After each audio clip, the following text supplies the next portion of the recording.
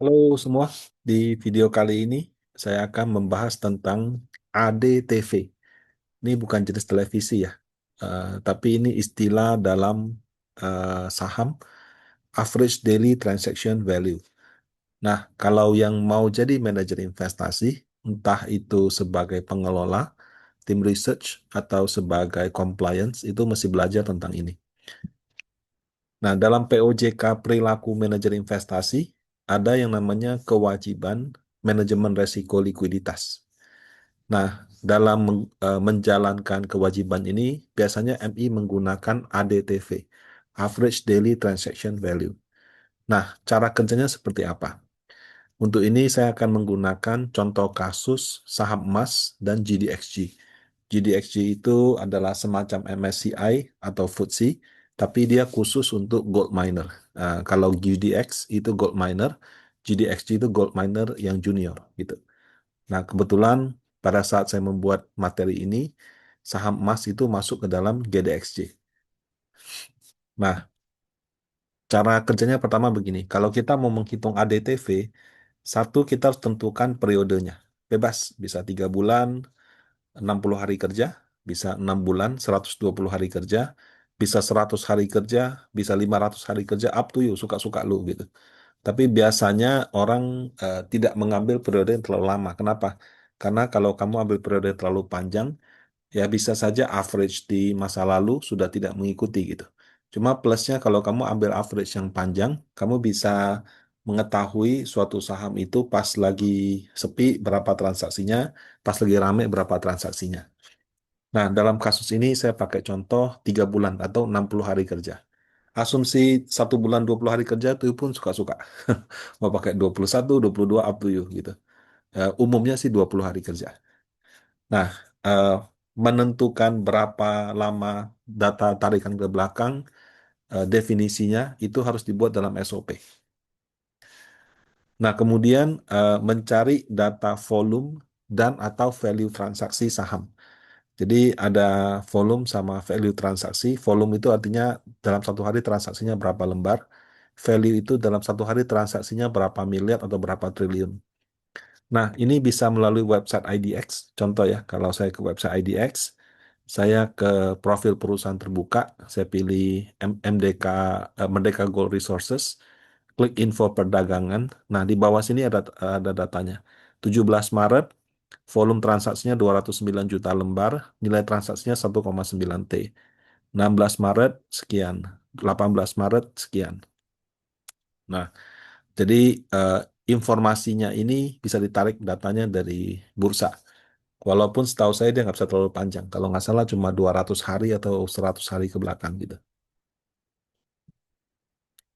Nah, kemudian setelah kita dapat datanya, kita menghitung rata-rata transaksi 60 hari kerja terakhir gitu. Nah, angka ini kita hitung setiap hari. Nah, tanggal mana yang kita gunakan? Apakah kita hitung ini setiap akhir bulan? eh, pada saat kita mau ambil keputusan atau seperti apa. Itu juga suka-suka Anda gitu. Kenapa? Karena ini kan tergantung. Kalau kamu lagi mau buy atau sell, mungkin kamu hitung yang latest. Tapi kalau kamu lagi review portfolio, ya mungkin pakainya yang bulan lalu nggak apa-apa. Kenapa? Karena menghitung ini kan juga ada effort. Kalau sistem Anda update, bisa Anda keluarkan langsung, ya sudah. Tapi kalau misalnya sistem Anda manual, ada pantau let's say 30-40 saham, mungkin kamu nggak eh, untuk menghitungnya butuh effort gitu. Jadi semua kembalikan. Ya walaupun sekarang kalau kita ada apa namanya, ada fungsi Microsoft 365, itu bisa dengan mudah kita dapatkan sih. Nah, kemudian kalau kita lihat tanggal seperti ini Bapak Ibu. Contoh ya. Nah, ini tanggal 17, volumenya 209 juta, 1,9 T, 131 juta, 1,1 T, kemudian 11 juta, 6 juta. Ini. Kenapa 2 hari ini ada lonjakan tinggi? Karena di 2 hari ini tampaknya si GDXG itu sedang melakukan rebalancing dan kebetulan saham emas nih masuk gitu. Jadi 2 hari ini transaksi dia yang besar. Nah, kalau kita tarik 6 bulan ke belakang, misalnya dari 17 Maret, saya tarik 60 hari ke belakang, rata-ratain 37 juta lembar. Kalau value-nya 263 M. Nah, kalau yang ini sekian, Nah, kalau ini sekian. Ya. Jadi kalau dua ini dikeluarkan, itu nilai transaksinya sekitar 200 sampai 223 M lah per hari gitu. Atau kalau dalam lembar 34 sampai 34 juta. Nah, jadi eh, angka ini kalau kamu pakai rata-rata, walaupun ada transaksi besar, ya dia memang meningkatkan, tapi tidak terlalu signifikan. Nah, eh, tanggal kamu ambil keputusan kan bisa aja waktu GDXG itu masuk di angka 222 ini, 223 ini. Bukan yang 263, karena ini kan sudah kejadian gitu ya. Nah, jadi terserah kamu sih. Bisa pada saat kamu ambil keputusan, bisa juga berdasarkan data bulan sebelumnya gitu. Nah, kalau kita sudah mendapatkan ADTV, cara kerjanya seperti apa, Pak? Itu kan tadi kita menghitung ADTV-nya. Jadi ADTV daripada emas kalau 17 Maret itu adalah 263 M. 13 Maret itu 223 M. Kalau saya lihat range seperti ini, saya bisa safe to say per hari 200 miliar. Nah, kira-kira seperti itu. Nah, tinggal kamu mau 200, 220, 260, 250, up to you. Yang jelas datanya kita punya. Nah, dalam konteks manajemen risiko likuiditas, angka EDTV yang 200 miliar itu bisa menjadi ya menjadi salah satu pertimbangan apakah kita mau nambahin suatu saham, bobotnya dalam portfolio maksudnya, kita kurangi bobotnya atau bobotnya sama. Saya pernah waktu itu bikin acara PWMII, asosiasi, saya mengundang manajer investasi gitu. Ada yang kelola fixed income, ada yang kelola money market, ada yang kelola equity, ada yang kelola global gitu. Nah, pas saya tanya equity, oh ya, dia kasih contoh kalau di tempat kerja dia punya 3 strategi gitu. Nah, strategi A, strategi B, strategi C. Kurang lebih kayak value, story, sama transaksi gitulah. Nah, dia bilang kalau untuk yang dia punya conviction, dia memang pegang long term, maka dia punya strategi itu adalah eh, apa namanya? Dia punya strategi adalah dia beli saham kira-kira bobotnya 2 kali ADTV. Jadi kalau tadi misalnya ADTV-nya 200 miliar, dia tuh bisa pegang up to 400 miliar gitu. Kalau portfolionya raksasa ya. Ya, kalau portfolionya kecil ya sudah. Tapi kalau portfolionya besar, dia bisa pegang up to 1 kali ADTV di portfolionya. Tapi kalau dia pakai untuk trading atau dia pakai untuk short term atau cuma main cepat aja, itu dia cuma naruh mungkin sekitar 10 sampai 20% dari ADTV. Nah, jadi itu salah satu MI yang sharing di tempat dia menjadi seperti itu. Nah, itu kalau di reksadana aktif. Nah, kalau ini saya kasih skenario, bagaimana kalau saya adalah reksadana pasif atau index fund? Bayangkan saya adalah fund manager yang mengelola GDXG. Ya, GDXG ini Fund X Gold Miner Junior. Ya. Nah, per Februari 2026, saya ambil dari fund factsheet-nya, dia itu manage 12,1 billion US dollar atau 12.107 juta USD. Kalau saya kurs 17.000 itu 205 T. Wah, ini raksasa nih. Satu fund namanya juga junior ya. Tapi kelola dana 205 T. Kalau yang GDX yang senior lebih besar lagi, sedikit tapi. Nah, eh, sesuai dengan review atau publikasi daripada market factor, jadi eh, pihak yang menghitung MSCI, tapi dia menghitung apa GDXG itu disebutkan, oh ya saham emas itu masuk ke dalam GDXG, bobotnya 0,7326%. Jadi dia sudah menginformasikan saham ini masuk dengan bobot 0,7326%. Nah, katakan, sorry, katakan saya ikut, ya, saya ikut bobotnya persis sama. Jadi kalau sekarang kan saya kelola 205,82 T. Ada saham baru masuk dengan bobot 0,7326%. Ya udah saya ikut aja gitu. Berarti 205,82 dikali 0,7326 dapatlah 1,51 triliun. Nah, kalau di Indonesia GDX kalau reksadana GDXC adalah ada di Indonesia ya. Ini kan nggak di Indonesia di Amerika. Dan mengikuti aturan OJK ya Bapak Ibu. Sebagai fund manager, saya punya opsi untuk satu, saya nggak beli sama sekali. Kenapa? Karena di Indonesia itu kalau reksadana indeks, kita tuh diperbolehkan membeli minimal 80% anggota. GDXC itu kalau nggak salah ada 1.000-an saham. Jadi kalau saya nggak beli 200 saham itu is okay. Apalagi saham cuma 0,7. Jadi kalau saya memilih untuk tidak beli, itu hak saya.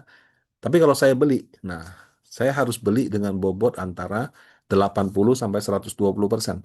Jadi kalau 1,51 T itu adalah 100%, saya harus beli antara 80%-nya 0,58 atau setara 1,21 atau maksimal 1,81. Nah, ini kalau saya mau beli eh, tidak beli sama sekali boleh. Kalau beli antara 1,2 sampai 1,8. Kalau saya ambil keputusan berdasarkan posisi portfolio akhir Februari. Kan angka IUM bergerak terus gitu. Nah, dalam menentukan mau beli apa tidak, kemudian bobotnya berapa, ADTV saya pakai yang latest ya, 263 ya. Yang ini 263. Nah, kalau bagi reksadana indeks itu sangat menentukan. Kenapa? Saya mau beli 1,5 T. Kalau dia satu hari transaksi 263 M, padahal kan ada beli dan jual ya. Nah, anggap saya beli deh gitu. Itu saya harus 6 hari, 5,7 hari baru selesai. Artinya saya harus beli hari ini 260, besok 260, lusa 260. Selama 6 hari saya baru bisa dapat 1,51 triliun gitu. Eh, nah, kalau saya mau selesai satu hari gimana? Bisa, kita hajar HK, hajar kanan gitu. Kenapa? Karena kalau saya beli dengan 263 M, mungkin saya dapatnya harga rata-rata. Tapi kalau saya mau dapat banyak cepat gitu ya, maka saya harus hajar kanan, saya harus beli dengan harga tinggi gitu. Nah, bisa saja itu menyebabkan harganya mengalami arah atau orang sebut karena saya hajar kanan ya, arah 15 sampai 30% lebih tinggi gitu.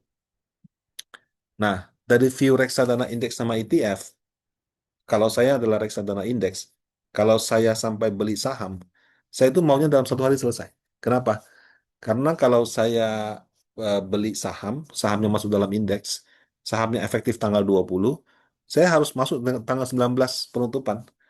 Supaya nanti tanggal 20 kalau harganya naik, saya ikut naik, harganya turun, saya ikut turun gitu. Nah, kalau misalnya saya setengah masuk tanggal 20, 19, setengah aja lagi baru masuk besok, bisa saja karena bobot saya beda sama indeks, kan dia 0,37 sekian. Saya mungkin 0,5-nya hari pertama, sisa 0,2-nya di hari kedua.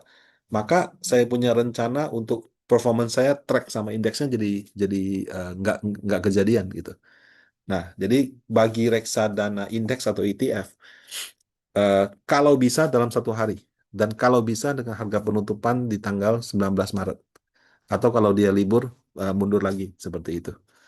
Nah, maksudnya maju maju ke 18. Kemarin kita kan libur panjang. Makanya dia majunya ke tanggal 16-17 gitu. Nah, kenapa 2 hari ini besar sekali? Karena 2 hari ini dia lakukan pembelian. Jadi transaksi yang besar di 2 hari ini karena si GDXG, reksadana indeks GDXG ini melakukan pembelian. Dan karena satu hari nggak bisa, dilakukan 2 hari. Nah, kalau saya hitung net buy di 2 hari itu kira-kira 1,2 T. Ya, ini saya lanjutin lagi ya. Nah, kalau misalkan sekali lagi ya, kan saya maunya masuk di hari yang satu hari aja, harga penutupan, kalau bisa. Nah, dalam kasus ini 2 hari ini dia masuknya, tanggal 16 atau tanggal 17 gitu. Eh, nah, dengan kata lain, tidak satu hari tidak apa-apa. Nah, yang seperti ini ada toleransinya gitu. Misalnya, toleransinya misalnya aja 5 hari kerja. Jadi kalau 5 hari, kenapa 5 hari kerja? Karena kan kalau di Indonesia, nasabah redeem, saya harus bayar maksimal T+7. Kalau misalnya dia redeemnya eh, hari apa tanggal 1, biasanya sih bayarnya tanggal 3, 2 hari kerja. Tapi kalau terpaksa sih 7 hari kerja. Nah, saya tetapkan 5, kenapa? Karena kalau saya jual di hari kelima, saya terima uangnya di hari ketujuh, saya langsung bisa bayar gitu. Nah, itu biasanya kalau di tempat saya toleransinya itu 5 hari kerja lah. Pokoknya ini yang maksimal. Nah, karena 5 hari kerja, waduh, berarti kan kalau saya lakukan 5 hari kerja, bobot saya tuh di hari kedua, ketiga, keempat, kelima tuh sudah beda sama indeks. Jadi saya berpeluang beda dengan indeks acuan. Untuk itu mungkin saya pakai yang minimal aja gitu. Nah, kalau pakai yang minimal 1,21 dibagi 263 jadi 5 hari kerja. Turun dari 6 hari kerja sebelumnya. Nah, tapi kalau sebaliknya, misalnya dia punya ADTV 1 hari 1 triliun, saya bisa jual dalam 2 hari, saya mungkin bisa pakai yang 1,5 T saya maksimalkan. Nah, yang ini angkanya, yang maksimal, sorry, 1,8 seperti itu. Jadi makin tinggi ADTV, itu akan makin mudah bagi saya untuk beli ataupun jual, sehingga saya berani untuk menggunakan bobot yang lebih besar. Jadi saya bisa pakai sama atau pakai mentok kanannya. Tapi kalau ADTV-nya kecil, saya cenderung akan pilih mentok kirinya. Kenapa? Karena saya pikir kalau saya masuk aja butuh 5 hari, saya juga keluar butuh 5 hari dong.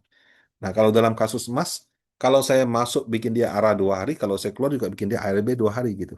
Nah, kalau arah ARB-nya simetris nggak apa-apa. Ini sekarang arahnya tinggi, ARB-nya kecil gitu. Nah, itu kan akan menjadi pertimbangan juga. Jadi dalam dalam menentukan kita mau berapa, itu juga perlu diperhatikan seperti itu.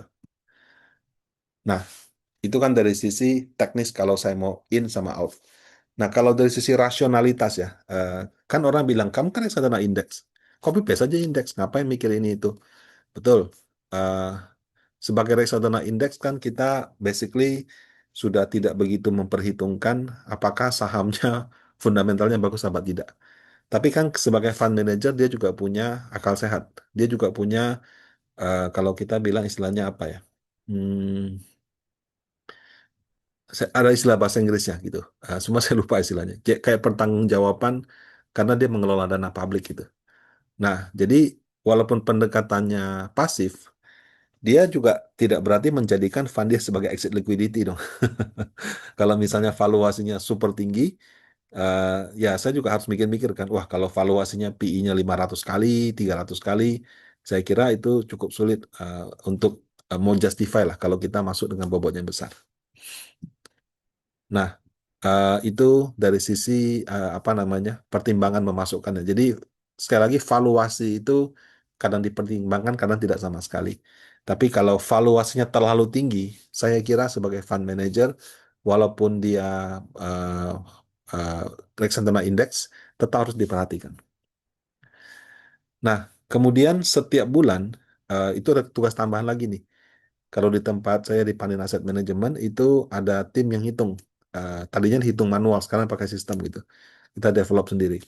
Jadi setiap saham itu kita hitung dia punya eh, apa namanya berapa hari untuk bisa dijual. Ya. Contoh tadi kita masukkan saham emas 1,21 T dengan bobot 0,5861%. Nanti akhir bulan katakan masih sama ya 0,5861. Kalau dia jual semua butuh 5 hari kerja. Saya kali 5 hari 0,029. Arci, kan saham yang masuk ada Arci, ada Pesap juga gitu ya. Nah, itu bobotnya sekian persen dikali dia harus jual berapa hari, dapatnya berapa. Ini kemudian berapa. Ditambah lagi dengan ratusan atau bahkan seribuan saham lain dalam GDXG, kita jumlahkan semua. Kemudian didapatkanlah berapa hari yang diperlukan untuk melepas semua saham dalam portfolio. Nah, ini disebut dengan likuiditas portfolio. Katakan dapatnya 1,8 hari. 1,8 berarti saya bulatkan menjadi 2 hari. Selalu bulat ke atas ya. Karena kan hari kan nggak bisa bulat ke bawah. Begitu. Nah, selanjutnya angka 2 hari ini akan dibandingkan dengan risk appetite atau semacam dokumen SOP perusahaan yang menyatakan perusahaan ini kita terima resiko di berapa gitu. Nah, kalau misalnya perusahaan bilang, oke kita terima resiko sampai dengan 4 hari. Kalau 2 hari berarti oke. Bahkan kalau mau 3 hari juga is oke. Ya 4 itu sudah diterima. Atau dalam kasus saya tadi 5 hari. Kalau 5 hari kan karena settle-nya itu T+7 kan. Tapi kan masa sih kita mau bayar orang T+7 itu sudah masalah itu. Biasanya kan reksadana dibayarnya T+2. Kalau sampai dibayar T+7 pasti orang sudah ketakutan ada apa nih gitu. Nah, jadi mungkin saya akan tetap pakai 2 hari gitu. Nah, kalau misalkan resiko likuiditasnya saya tambahkan saham, sahamnya kurang begitu liquid menjadi 3 hari, mungkin saya mikir-mikir lagi, gara-gara saya tambah saham itu, eh, resiko likuiditas portfolio yang tadinya 1,8 dibulatkan jadi 2 menjadi 2,1 jadi 3 gitu. Nah, mungkin saya pertimbangkan tidak tambahkan saham itu. Nah, tapi sekali lagi itu bukan suatu kewajiban ya. Artinya kalau dia di atas 2, berarti nggak boleh beli, nggak juga begitu. Tapi cara pikirnya adalah perusahaan punya risk appetite itu artinya dia terima resikonya segitu. Kalau sudah terima risiko segitu ya sudah kita bisa masukin nggak apa-apa. Tapi kalau misalnya dia mau strict, pokoknya nggak boleh lewat dari 2 hari, sehingga kalau dia masukkan portfolio dan menyebabkan totalnya lebih dari 2 hari, dia take out. Itu juga nggak apa-apa. Nah, itu eh, menjadi pertimbangan bagi manajer investasi dalam pengelolaan portfolio. Nah, jadi kita harus buat laporan itu, tambah lagi stress test. Stress test itu apa? Stress test itu kan, tadi kan kita asumsi transaksinya 1 hari 260 M. Pada saat lagi jatuh, mungkin nggak segitu. Pada saat lagi jelek atau lagi apa, mungkin cuma tinggal 100 M. Sehingga kita harus menghitung ulang. Kalau terjadi kondisi di luar situasi, itu kita menghitung dia punya jumlah hari jadi berapa hari, seperti itu. Nah, eh, laporan resiko likuiditas portfolio dan juga dia punya stress test itu setiap bulan dilaporkan kepada OJK. Nah, kadang-kadang ya, nggak ini sih saya pernah di random check aja. Jadi pas lagi pengajuan produk atau apa, terus OJK tanya, oke, baru di mana kamu punya resiko likuiditas? Kita tunjukin, dia tanya kita hitungnya caranya bagaimana, kemudian kita laporkan angka-angkanya dan jelaskan, ini ada angka, kenapa angkanya 2, sekian? Eh, Kenapa kalian oke gitu? Nah, OJK tidak bilang tidak boleh, kita cuma menjelaskan kenapa kita punya resiko portfolio yang ini tinggi, yang ini rendah, seperti itu. Nah, jadi itu eh, tentang resiko likuiditas portfolio. Eh, saya sudah 2 kali diperiksa OJK. Bukan diperiksa lah, jadi kayak biasalah namanya OJK itu kan ada kayak visit tahunannya. Kan setiap perusahaan itu ada pengawasnya. Jadi pas ketemu pengawas, dia minta laporan ini, minta laporan itu, dan mereka tanyakan seperti itu. Nah, yang nanyakan tuh bisa 5-6 orang. Jadi eh, saya nggak tahu yang lain, tapi kurang lebih sama. Biasanya satu perusahaan itu tim pengawasnya bisa 6-7 orang. Jadi ada yang liatin marketingnya, ada yang liatin laporan keuangannya, ada yang liatin aspek lainnya dan seterusnya. Ya. Nah, yang namanya resiko likuiditas ini sebetulnya juga ada di internasional. Kalau di Indonesia kita pakai ADTV, kalau di Global Index Provider ya kayak MSCI, dia pakai namanya ATVR, Annualized Transaction Value Ratio. Kalau di FTSE dia pakainya MDTV, Median Daily Transaction Value. Ya, beda cara dikit tapi 11-12 lah, begitu. Nah, jadi sebagai manajer investasi, kamu harus ngerti makro, kamu harus ngerti fundamental, kamu harus ngerti teknikal, kamu juga punya kewajiban untuk menghitung secara internal resiko likuiditas portfolio, melakukan stress test, dan melaporkannya kepada OJK. Nah, dan yang namanya resiko likuiditas ini dalam POJK perilaku MI malah spesifik. Manajer investasi wajib mempertimbangkan manajemen risiko likuiditas dalam pengelolaan investasi. Jadi nggak cuma sekedar dihitung, dikasih terus dilupakan. Itu harus kita jadikan sebagai salah satu dasar pengambilan keputusan. Nah, bagi MI asing atau bahkan investor global, mereka mungkin malah lebih ekstrim. Rugi nggak apa-apa, nyangkut nggak boleh. Jadi mereka itu kalau mau masuk itu sahamnya harus mereka bisa entry dan exit dalam waktu yang cepat. Kalau misalnya nggak bisa entry dan exit, ya mereka pilih nggak mau. Nah, materi ini saya buat waktu sebelum libur panjang gitu ya. Eh, jadi tertulisan selama berlibur. Nah, demikian tentang ADTV ini untuk Bapak Ibu yang mau jadi fund manager bisa mempelajari lebih jauh. Terima kasih, semoga bermanfaat.